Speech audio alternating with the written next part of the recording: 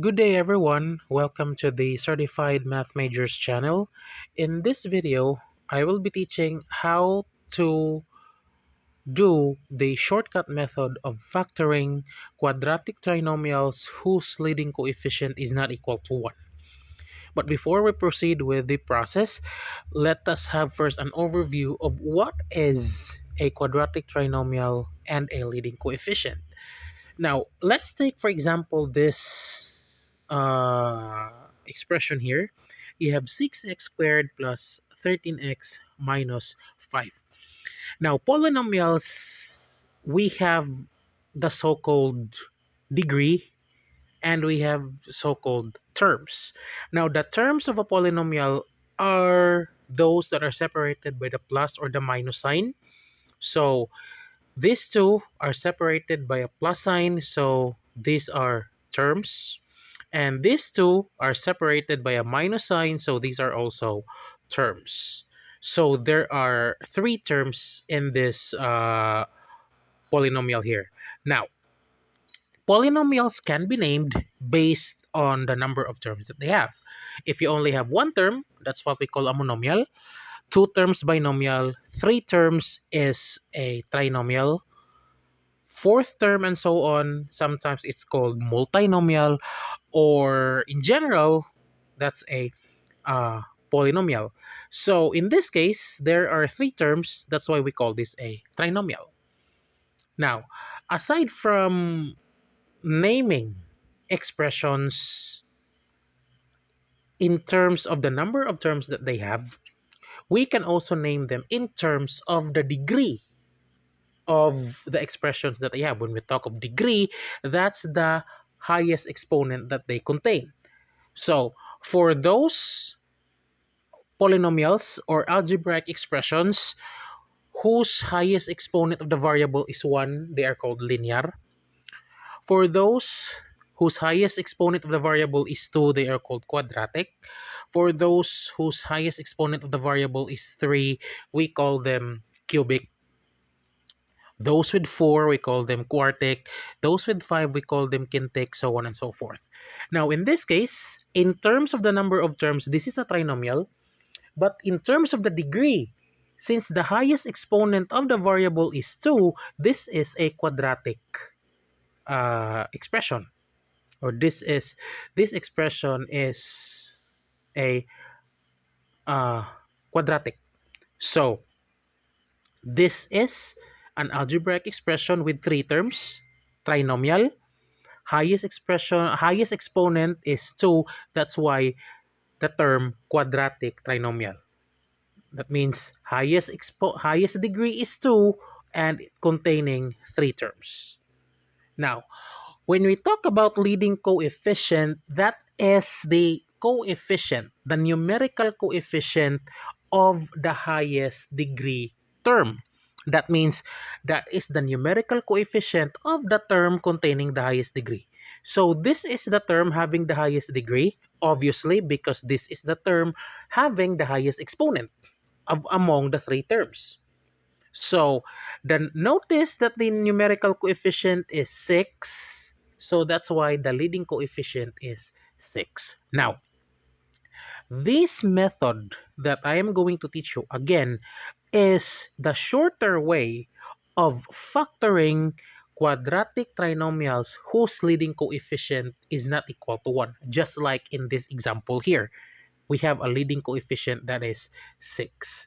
Now, when we factor out quadratic trinomials, we usually take the factor of the constant. Now, it's easy if the coefficient of, or if the leading coefficient is 1, or the coefficient of x squared is only 1, because you cannot find any other factor of x squared but only x and x.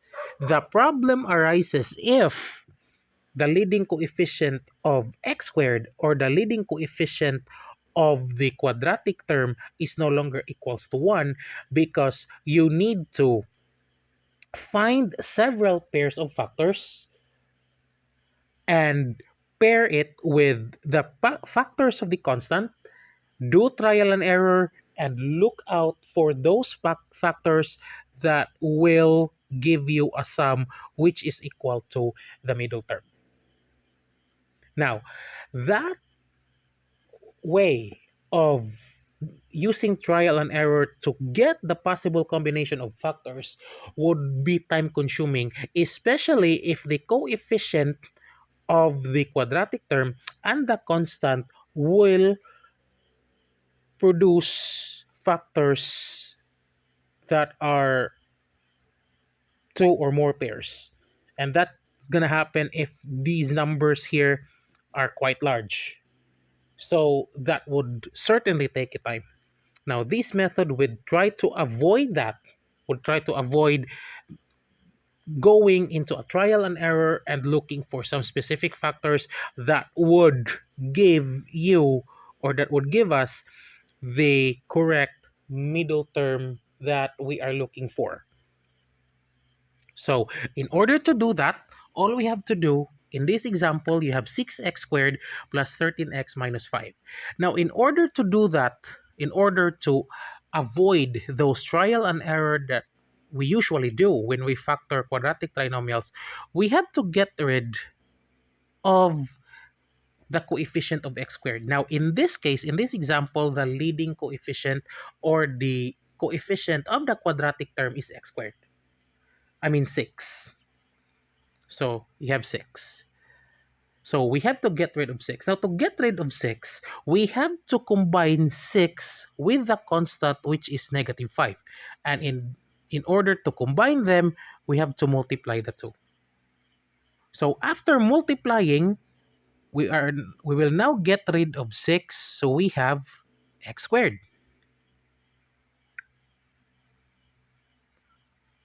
We now have x squared.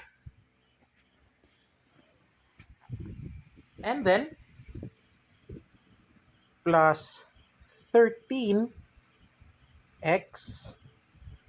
and then since you already multiplied 6 and 5, this will already become minus 30. So now it's now easy to find the factors of x squared. Simply that's x and x, because again x times x, that gives you x squared. And then factors of negative 30, that will give you a sum which is equals to positive 13. Now, take note that if the middle term is negative and you have a constant term that is negative, there will be two factors because one is negative, the other one is positive. Because positive times negative, that gives you negative. Now, but since the middle term is positive, take note, we are looking for the factors of the constant that will give you a sum that is equals to the coefficient of the middle term. Meaning, we are going to factor out negative 30 so that when we add those two factors, we're going to get 13. And that will give us the correct answer. Now, again, the factor of negative 30, one should be negative, the other one should be positive because this is negative. Now, we are going to look for the factors of this negative 30 so that when added together, that will give you positive 13. So in order for us to get a positive sum out of a positive number and a negative number, the positive number should be the bigger number. So we know that whatever factors of 30 that we're going to choose, the bigger factor should be the positive, and the smaller number should be the negative. But we are looking at 13. So if we're looking at 13, we should have a factor of 30 that is more than 10. Because if you only choose 10 to be the biggest number, then that will not give you 13. So we should look for a factor of 30 that is more than 10 because the sum is more than 10. Now, one factor that we can think of is we have 15 and 2. Again, I chose 15 and 2 to be the factors of 30 here. But again, 15 should be positive because out of a in order for us to get a positive sum out of a positive and a negative number, we should be able to have a positive number that is bigger than the negative number. And again, I chose 15 and 2 because the sum is more than 10. So the factors of 30 that we're going to choose must be more than 10. And in this case, we have 15 and 2. Now we will try if you have 15 plus negative 2, that gives you positive 13. So these are the possible combinations of factors that we have. So that is x minus 2 times x plus 5. But we are not going to stop at this point because remember, going back to the first step that we had, we combined the 6 with 5. So in the final answer, we have to return the 6. So in order for us to return the 6, we just reverse the operation. A while ago, we multiplied. Now, to get the final answer, we will return the 6. We divide this by 6. So that becomes x minus 2 over 6. Now, 2 over 6, common factor between 2 and 6 is 2. So you divide 2 and 6 by 2, that gives you have x first. Let's write x first. 2 divided by 2 is 1 and 6 divided by 2 is 3. Now same thing here. On the other side, you have x, then 15 over 6. Both numbers can be divided by 3. So 15 divided by 3 is 5 and 6 divided by 3 is 2.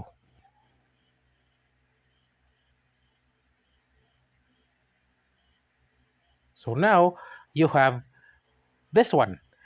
To get rid of the fraction, you simply put the 3 in the coefficient of x. So that becomes 3x minus 1. Then same thing with 2. That's 2x plus 5. And this is now your answer. Now if you're going to check using the FOIL method, 3x times x squared, that gives us 6x squared. You have 3x times 5, that gives you 15x. Negative 1 times 2x is negative 2x. 15x minus 2x, that's 13x. Negative 1 times positive 5, that gives you negative 5. So therefore, the shortcut method gave us the correct answer. So notice that we avoided the trial and error method here. So we were able to get rid of collecting factors of the quadratic term and combining it with the factors of the constant. So that's a lot of time being saved in this process here. Now let's have another example. You have 4x squared plus 4x minus 3. Same thing we did earlier. Remove the 4. So we need to combine the 4 with the constant, which is negative 3. We will multiply. That gives us x squared plus 4x minus 12. So you have x squared plus 4x minus 12. You can directly factor this one out. You have x and x. Now you look for the factors of negative 12, that when you add, that will give you positive 4. Now again, the factors here, or you have a negative number, so one factor should be positive, the other one should be negative. But the sum of the factors of this negative 12 must be positive. Therefore, the bigger factor that you will choose should have a positive sign. So the bigger factor should be placed here. The smaller factor should be placed here in order for us to get a positive sum. Now, I have 4. So that means I have to choose a factor of 12 that is smaller than 4 or that is smaller than 10. So factor of 4 that is smaller than 10, or factor of 12 rather, that is smaller than 10, I could have 6. And I could have 2 because 6 times 2 is 12. But again, as what I have said earlier, the bigger factor should be the positive. So among 6 and 2, 6 is bigger. So put it here. And then minus 2. Now, we will try to check if this will give us the correct answer. Now, you have 6 plus negative 2, that gives you positive 4. So we were able to get the correct combination of factors. Now again, this is not yet done because we have to return 4 back to its original position. Now we multiplied it before. In order to return it, we have to divide. So divide by 4 and divide this by 4. Now after you divide by 4, you have x minus 6 over 4. Common is 2. So 6 divided by 2 is 3. And 4 divided by 2 is 2. So you have 3 over 2. The other factor is 2 over 4, which is equals to, obviously, 1/2. So take the 2 there, that's 2x plus 3. And take the 2 here, that's x, that's 2x rather. That's 2x minus 1. This is now your factor. So if you check 2x plus 3 times 2x minus 1, if you multiply it, that will give you this quadratic trinomial. Next example, you have 6x squared minus 11x minus 10. So put the 6 and 10 together. That will give you x squared minus 11x minus 60. So now, factor out. You have, for the factors, you have x and x here. Now, this is negative. So you have two factors, one positive, one negative. But this time, since the middle term is negative, the bigger factor should be placed together with the negative sign. So you have to put it here. Now, factors of 60, that will give you 11. So I should have a factor since the sum is 11, that's greater than 10. So I have to choose a factor which is bigger than 10. Factor of 60 that is bigger than 10, I can try 15 and 4. So if you have 15 and 4, that multiply them, that's 60. But again, the bigger number should be, the bigger factor should be negative. So among 15 and 4, 15 is bigger, so this should be negative, and 4 should be positive. Now, if we try to add negative 15 plus 4, that gives you negative 11. So you now have the factors here, 15 and 4. Now, return the 6 back because we multiplied it. Return the 6 back, divide by 6, divide by 6. This gives you x plus 4 over 6. Common is 2. Divide 4 by 2, you have 2. Divide 6 by 2, you have 3. And then, the other factor, common between 15 and 6 is 3. Divide by 3, that gives you 5. And divide by 6, divide 6 by 3, that gives you 2. So, put this back here. That's 3x plus 2. And then put this back there. That's 2x minus 5. These are now your factors. If you check this one, if you multiply using the FOIL method, you will come up with the same quadratic trinomial.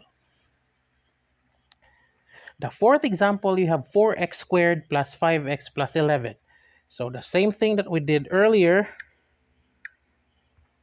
we'll have 4, multiply it to 1, so you have 4x squared plus 5x plus 4. So you multiply it now, factor x and x. Now, factor is positive, and then this is positive, so all will be positive. So you have positive and positive. Now, factor is 4, but the sum is 5. So since the sum is 5 and all are positive, so I need to get a factor of 4 that is less than 5. So I can try 4 and 1. 4 plus 1 is positive 5. Therefore, the factors here are 4 and 1. Now, we have to return the 4 back. So, divide by 4. Divide by 4. This becomes x plus 4 divided by 4 is 1. The other factor is x plus 1/4. Put this 4 beside x. That's 4x plus 1. That is your factor. Fifth example, 2x squared plus 13x plus 15. So you have 2 times 15, so that is x squared plus 13x plus 30.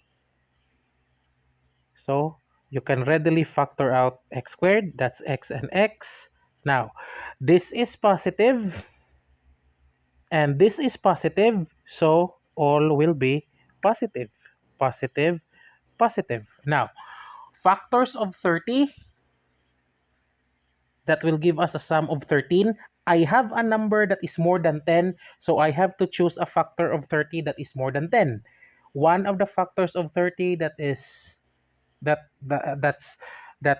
10 or more, I mean 10 or more, that's 10 and 3. You add 10 plus 3, that's 13, positive. This is what we're looking for because that is the sum of the middle term. So that will be 10 here. Let's just write it properly. That will be 10 here, and that will be 3 here. Now, return back the 2, divide by 2, divide by 2, x plus 10 divided by 2 is 5, and then x plus, put the 2 beside x, so this becomes 2x plus 3. And these are now your factors. Next. So we only have 5 examples. Sorry for that. We only have 5 examples here. So I hope, guys, you're able to learn another shortcut technique in this video. So thank you for watching, and please don't forget to subscribe to our channel for you to be updated on our next videos. So again, thank you so much for watching, and enjoy learning.